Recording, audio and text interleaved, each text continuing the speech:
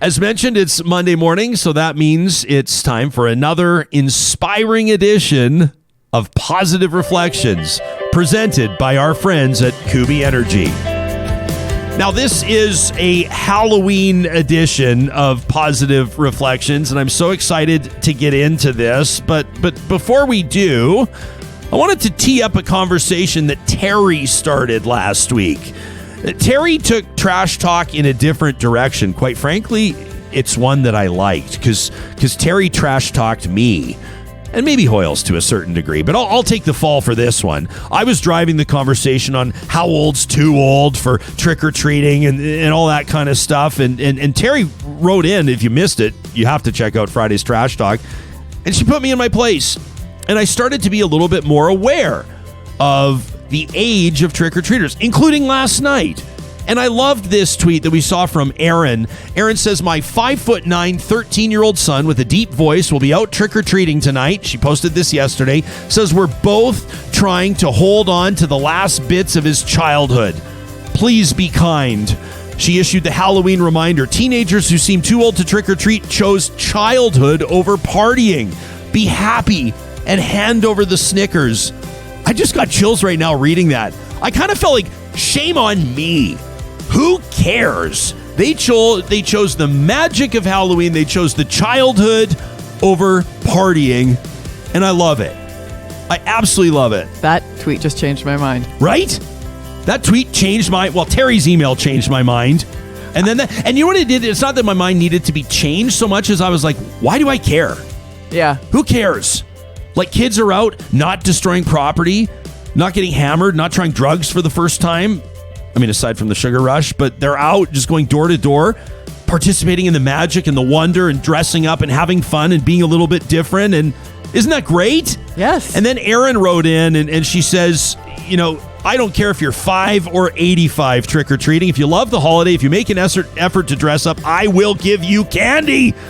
She says, if you come to my door without any effort and just ask for candy, though, I will admonish you. I love that. She says, but I'll still give you candy. She says, I have a 14-year-old who's very tall. This is the context. 14 years old. She says, he is my youngest, and he was so excited for Halloween. He spent 14 hours making his costume, and he looked absolutely amazing in it. It's this character I'll show. If you're watching on YouTube, I don't know who this is, but it's called Ralsei. You know this character, Ralsei? You can see. So she says, you can't find the costume in stores. He spent 14 hours making it. She says he was so excited. He wasn't able to go to school, though. He's been feeling a little off. He wasn't able to show it to his friends or teachers. And so, heck, we were so proud of him for putting in that effort. He says he wanted to be able to show off his outfit that he basically designed himself. How cool is that? I love those stories. I was excited to share a personal family photo. If I could, our little guy came up with our family costume this year. Wyatt Rudy, a play on words. This guy's 6. He said, Daddy, I want to be a Zamboni driven by a zombie, and I want to call it a Zomboni. And Carrie and I both stopped and looked at each other, and I thought, that's maybe the most brilliant Halloween costume I've ever heard in my entire life, kiddo. So there's the dogs as pylons. That's me. Left wing, right wing shoots left for the zombies, and Carrie, the zombie figure skater. Absolutely love it. Hoyles, tell us about Ranger. Oh boy. This is a feel-good. It is a feel-good. So I dressed him up as Superman, as Super Ranger, and then some folks tweeted at me and said, hey, you know that Superman's dog, or super dog, is called Crypto? Crypto or Krypton? Yeah, Crypto. And so I was like, well, that's just branding waiting to happen. So I'd already done the photo. So here he is with his beautiful Superman cape on, jumping for a ball. We had a lot of fun capturing those shots. He looks a little intense in some of them, but he's a good boy. He looks a little intense. So does every dog chasing a ball. Still photos are He's tough. very nice. Check this out. So many of you took us up on our invitation to send us photos. We adore this one from Megan. Can I tell the truth?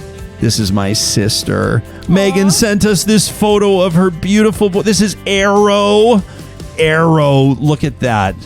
Unbelievable Halloween costume there. Little dinosaur. Megan rocking her Real Talk water bottle. Atta girl. Very well done. This was from Angela. Absolutely love this one. Angela shared with us her Her Halloween costume, very spooky, very scary, very well executed, Angela. How about this this is Lulu. Lulu the dog. What a good sport, Lulu. This is Lulu's, is that a hot dog stand? Looks to me to be a hot dog stand. Very well done. Real Talkers, so very creative. I'd be curious to know how long Lulu stayed in that costume for. Looks like a good sport for all the photos, That's for sure.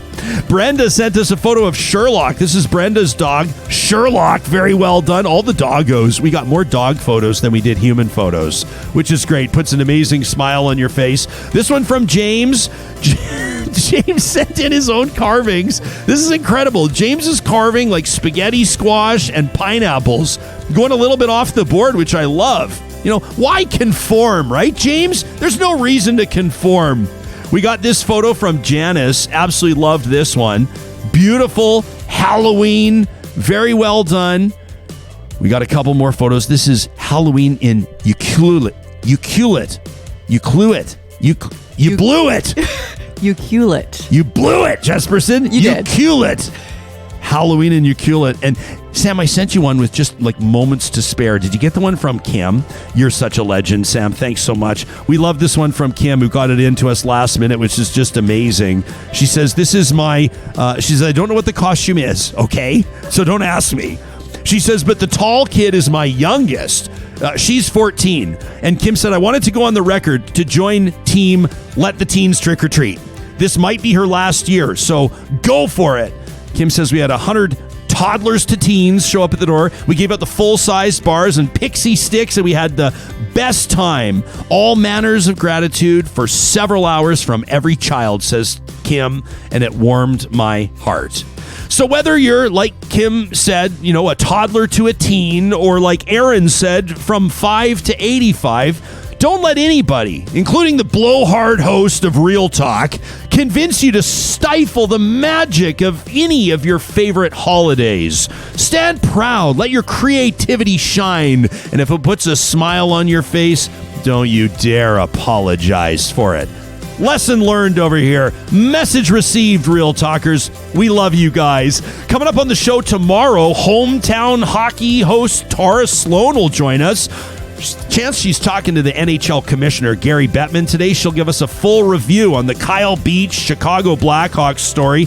Plus, authors Dr. Amir Hussein and Omar Mualim, a great friend of the show, will take us into their research on the history of Muslims in North America. What are some of their favorite or most consequential stories flying under the radar? We'll find out. Plus, friendships between different animals in the wild. Not a Disney story, but real life. That to come, plus so much more in this week of Real Talk. Make it a great Monday, friends, and we'll chat with you again tomorrow. Thanks for checking out the show.